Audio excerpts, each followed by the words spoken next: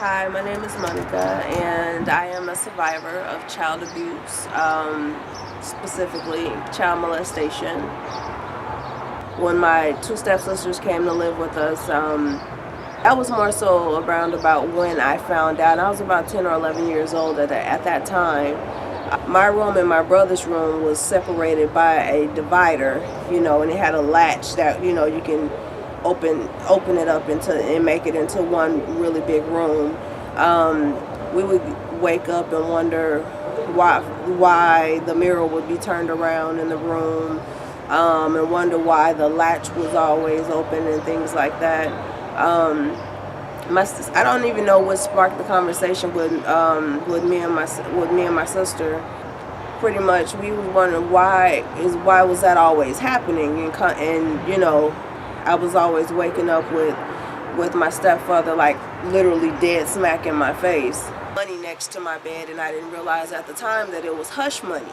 One particular night, we heard the door handle rattle, and then next thing you know, we heard the footsteps go around, went around to the other side of the room, and you saw the car, like, I guess it's like a card in between the divider, and popped the latch up and everything.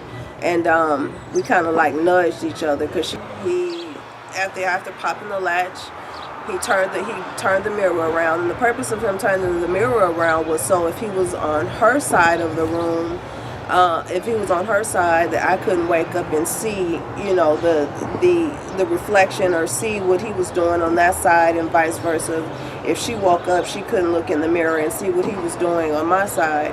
But he would always come into the room and, slide the blanket off of you, and always have his hand on your butt, rubbing on your butt, little thing. And it's like, and he would do things like, I had my own, I didn't even realize that's why I had all the things that I had when I was younger. I had my own phone line, I had a big king size waterbed. All this stuff was all to keep me quiet, and I didn't even know what I was being kept quiet about at first, until she came, so I never really knew what was going on. To whoop you, make you strip down naked, or put on a thin gown with no underwear, so when he's hitting you and everything, he's seeing all your stuff and everything. I remember one particular time I had a little boyfriend. I think I was maybe 13 at that time, and he just assumed I was having sex, and sex was nowhere on my brain.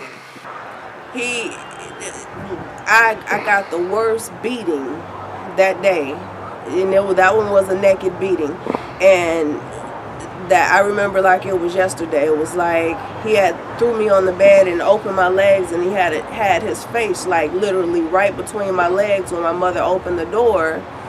And when she opened the door, he kind of just like threw me back, and he was like, she been, I don't want to say the F word, but he was like, she been screwing. It's like, smell it, she smell like dick. I'ma just flat out say what it was.